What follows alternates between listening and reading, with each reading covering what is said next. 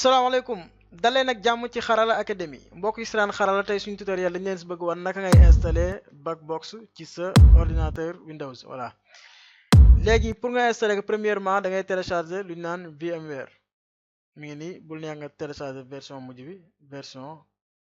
14.0 léegi da ngay bës fii go to download nga télécharger ko boo ko télécharger ba pare da ngay télécharger lu ñu naan Bugbox naa leen defal lien bi nga koy télécharger ci suufu vidéo bi fi commentaire di nekk. léegi fii nii boo ñëwee ba fii da ngay bës fii nga def ko 0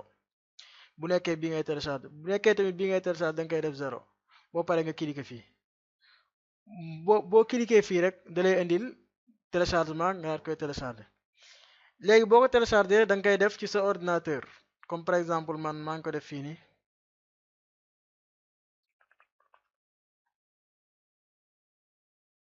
léegi ma génn fi nga xool ok léegi man maa ngi ko dugal fii nii dossier bu ñu naan VM muy ne Bugbox 5 léegi naka nga koy installer ci sa VMware léegi comme VMware bi moo nekk nii da ngay ñëw fii nii comme bouton plus bi nga bës fii boo cliquer fii lii la laaj nga sélectionné bu njëkk bi nga def next boo paree da ngay ñëw sélectionné fii nii nga def fii nii nga bës browser léegi boo cliquer nga bës fii nii nga xool fi ñu def VM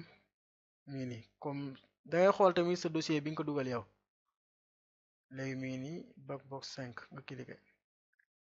nga bës next léegi fii da lay indil système yi nga bës Linux mën nga ko bàyyi Ubuntu même bu ko nekkul mën nga ñëw fii rek Ubuntu voilà next fii moom dalay laaj ban tur nga koy tudde fañ def lii rek cliquer mu laaj la fii mémoire disque bi fii mooy ba xam da nga ko bëgg a installer ci benn dossier rek mooy benn disque fii nii mu laaj la ndax da nga ko bëgg a def disque yuñ partagé léegi mën nga ñëw fii rek def fii next nga bës finish léegi ñu xaar mu ñëw voilà léegi mi ngi nii installation bi pare na léegi pour mu ñëw normal da ngay ñëw fii nga power on this virtual machine nga cliquer fii nii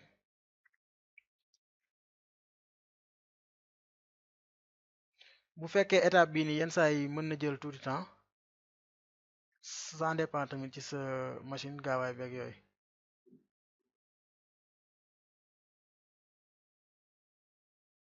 léegi damay pause vidéo bi ba installation bi ñëw ma ñëwaat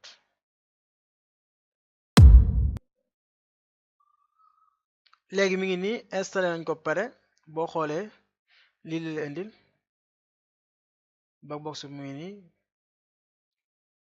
kii baa ngi nii invite de commande bi mbokk yi doon seen xarala li moo nekkoon suñu tutoriel bu tey ma yaakaar na jariñ ngeen si bu baax di leen ñaan ngeen koy partager ak ñeneen ñi ba beneen yoon ci beneen tutoriel